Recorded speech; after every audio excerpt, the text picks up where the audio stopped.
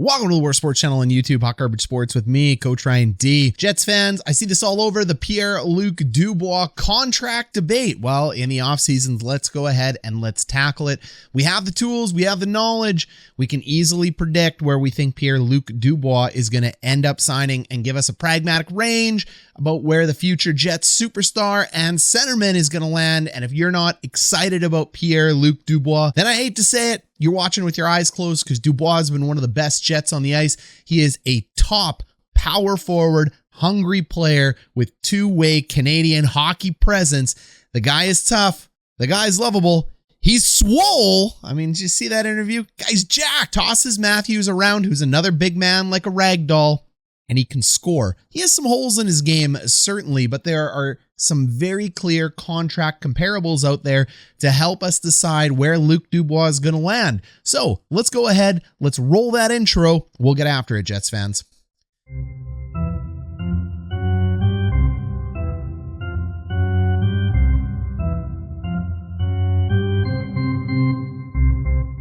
And Jets fans, if you're new to the channel, we cover all things Winnipeg Jets. Smash subscribe, smash like if you're a massive Jets fan. If you're a massive Dubois fan and you want to stay up to date on some of the coolest things happening with the Winnipeg Jets, Coach Ryan D has got you. So we would love to have you here on this channel. So Pierre-Luc Dubois had an interesting career. He went over to the black hole that is the Columbus Blue Jackets and succeeded there even under John Tortorella. We all know he came over to the Winnipeg Jets to a lackluster season, but we know why. It was the COVID-19 scenario. He's a young man. When you're traded, it's acclimatizing to a new city. There's so many things going on. So he had a piss poor year last year, but with the Winnipeg Jets this year, we have seen the potential that Pierre-Luc Dubois has. That potential right now is 30 games played, 14 goals, and 25 points. So he's just under a point per game player right now. He scores, he hits, he assists. He plays the center ice position. He can play at both ends of the ice. He's very defensively responsible. He's very offensively talented. He may not have the best hands in the world, Jets fans. He kind of has stone hands, but he makes up for that being a big, strong power forward.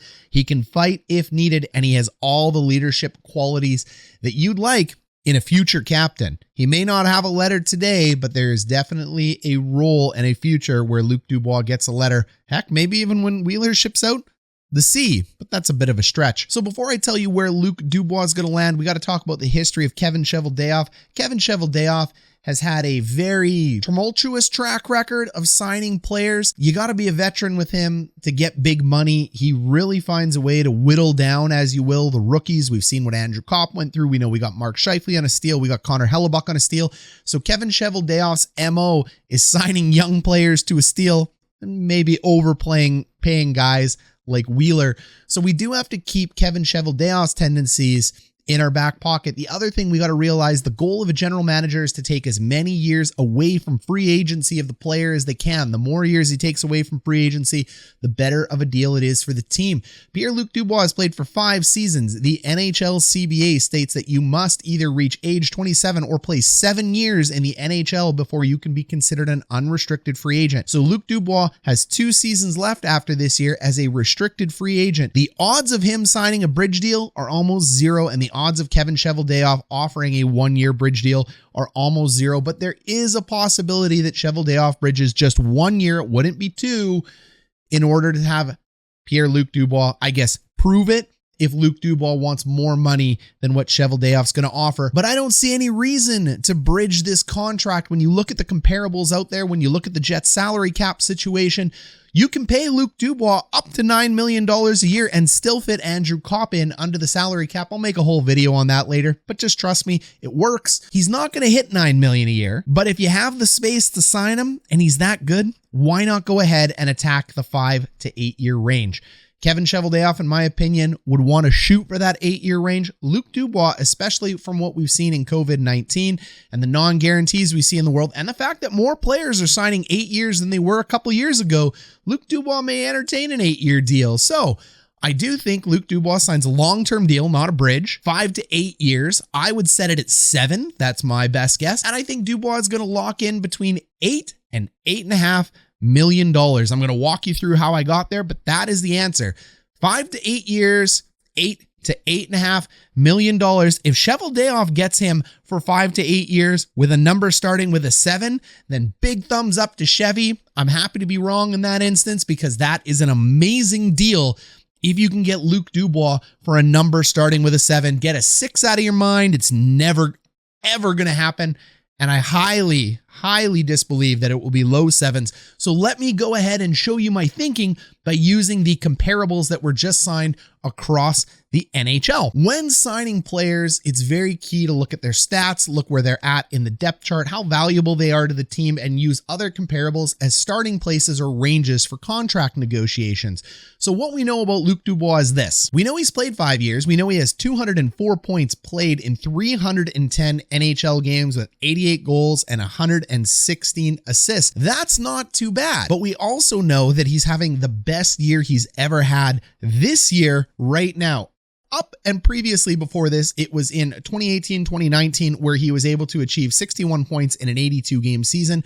We can also see that he's an extremely durable player. 82 games, 70 games, 46 games, and now 30. He misses very little time. So that is worth something when it comes to signing a player, but it's tough because now you're signing a big player on 1 year where the other years were so-so. But this is going to be a big year for Dubois. I suspect he ends at around a point per game. The other thing to note about Dubois is this may not be his ceiling. So the longer you allow a player to prove it, as you will, the worse the deal gets for the club because you have to pay the market value of what the player's worth. So there's an opportunity here for Kevin Cheveldayoff to use the track record of spotty points and the one hot year to try and calm down some of the contract negotiations and dollar figures from Pierre-Luc Dubois. But conversely, Dubois and his agent have all the right to say he's a number 3 overall pick. That matters when it comes to getting paid. He's a centerman. That matters when it comes to getting paid. He's big and strong. That matters when it comes to getting paid.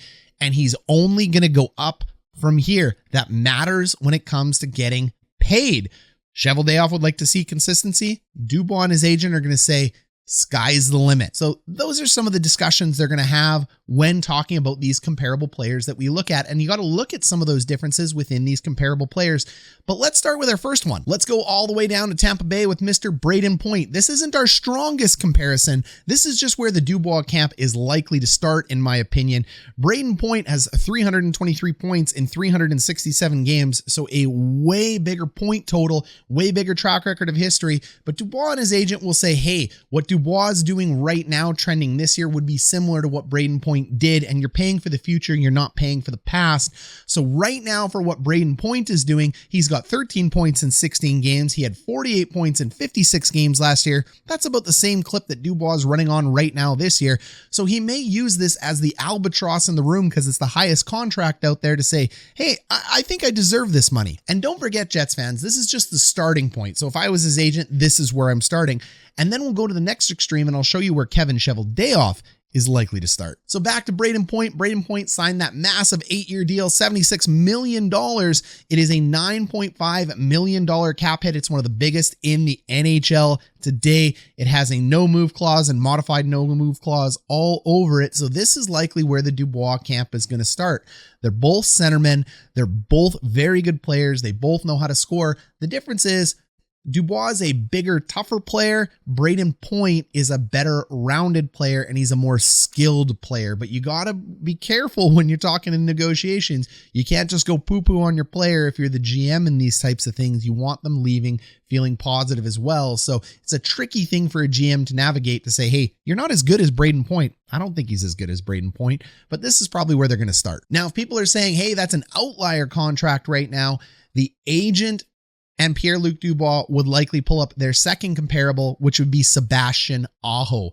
Sebastian Aho has 352 points in 392 games. And again, similar argument to Brayden Point is that historically, throughout his career, Aho has scored more points. He's more talented than Pierre-Luc Dubois. Let's be honest on that one. But the clip that Dubois is scoring at this year is similar to the clip that Sebastian Aho has scored throughout his entire career. But Kevin Cheveldayoff will have some good ammo with this one to say, yeah, but Sebastian Aho is scoring at a much higher clip than a point per game right now. And he's a bigger, more integral part of the Carolina Hurricanes than Pierre-Luc Dubois is for the Winnipeg Jets. Taking a look at Aho's contract here, this is where I get the peak of $8.5 million for Pierre-Luc Dubois. I believe the highest he could achieve here is a similar contract to what Aho achieved. 5 years, $42 million, $8.45 million per year for Aho. I think this is the peak monetary value that Dubois could get. I don't think it will get this high, depending on what happens with the second half of the year and the Jets playoff run. If there is one, could end up changing it. But this is probably the peak to where Cheveldayoff and the agent might go, yeah, okay, I see some of your points, but it's different. The other thing that's different is Aho was a second-round draft pick versus a first-round draft pick, so that works in favor for Pierre-Luc Dubois, but Aho had been proving it for a lot longer than Dubois had. He had way more better seasons for Dubois before it came into it, so Aho had earned that money is what Kevin Cheveldayoff could say. Pierre-Luc Dubois is about to earn that money. Could be a difference. All right, another interesting player out there is Mathew Barzal, but I just want to point this out. This is going to come off the table. It won't be compared because this was a bridge deal. This is a 3-year bridge deal at $7 million. It's probably the floor to where Pierre-Luc Dubois would sign to. There's a lot of similarities between Dubois and Barzal. Barzal, again, is the more talented, skilled player, but Dubois makes up for a lot of that with his power forward tendencies that guys like Aho and Barzal really can't replicate, including points the same. They really can't replicate what Dubois can do just because of his size. So they both do similar things. They just do it differently. However, there's no replacement for talent, and Barzal is extremely talented, but I don't think this contract will be compared. Now we have two players in New Jersey that are really skewing the market right now and are likely comparables for this deal as well. The first one we're going to go ahead and bring up is Nico Hischier. Nico Hischier was a first overall draft pick. Dubois was a number 3. When we go ahead and look at Hischier's stats, we can see he has 162 points in 255 games. So here is a contract that could be pointed to where the player is not a point per game.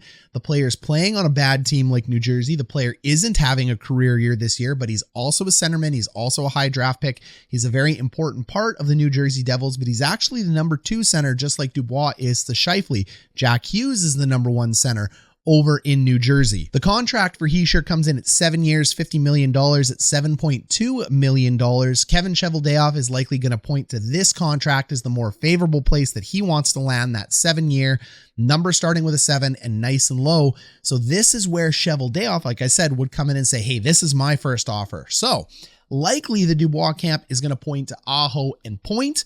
Cheveldayoff is likely going to point to Nico Hischier. There are differences though, again, because power forward versus skilled forward in Hischier, you gotta like PLD more than you like Nico Hischier. Any pragmatic hockey person would tell you that Dubois is a better player than Hischier. So this to me becomes the floor. Our ceiling is Aho, the floor is Hischier.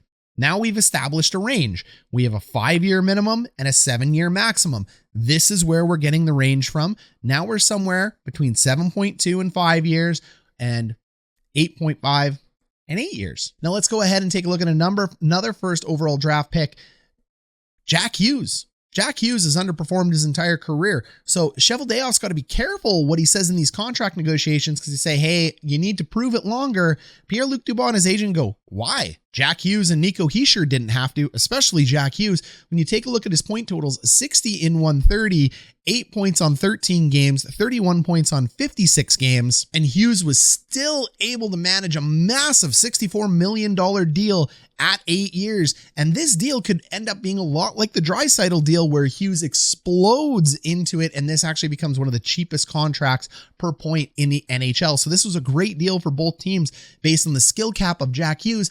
The difference is Jack Hughes is a much more talented prospect than Pierre-Luc Dubois, but Jack Hughes hasn't got there yet, and Luc Dubois is doing it this year, and he has done it before. We looked at that 2018-2019 season, so this is a good comparable for a contract as well too. You could say, hey, Hughes is a little more talented. He's closer to Hischier. Now all of a sudden we're dialing in somewhere between 7.2 and $8 million, and we've added an 8-year contract here to look at it. So in my opinion, this is now just jacked the number up to somewhere in the mid to high 7s. But don't worry, we're going to find a way to get back to the 8.5 million range, because we have one more comparable to look at. And that comparable is the human toe, Brady Kachuk. Brady Kachuk has had similar point totals to Pierre-Luc Dubois throughout his career. Brady Kachuk is a power forward like Pierre-Luc Dubois is. Brady Kachuk plays center and the wing. Pierre-Luc Dubois has been known to play both, but has settled into the center role. And Brady Kachuk just signed an absolutely massive contract. That contract is 7 years, $57 million, and $8.2 million per year AAV. This contract to me is probably the most comparable to Pierre-Luc Dubois. Brady has had a lot more consistency, I'd say, in his first 4 years as Dubois. But if you look at them both right now, the way they're built, the way they play, the style of their game, what they mean to their team, outside of the fact that Brady Kachuk looks like a toe and is absolutely just a douchebag to play against. You'd want him on your team though, Jets fans. Admit it, I would. They play very similar games.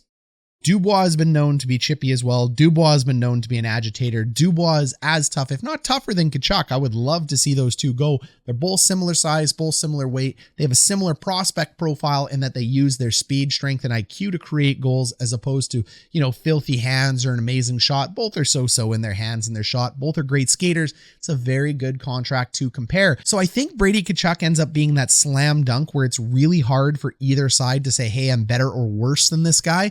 That is where I get the fact that he could end up signing 5 to 8 years at an AAV of $8 to $8.5 million. It's that Brady Kachuk contract. The next two contracts that are very comparable are the two New Jersey Devils. So I think where the negotiations are going to end up is the Nico Hischier contract's going to end up being put to the side, just like the Sebastian Aho and Brayden Point will end up being put to the side. And they're going to look to guys like Jack Hughes and Brady Kachuk's contracts to say, okay, we're somewhere in this ballpark.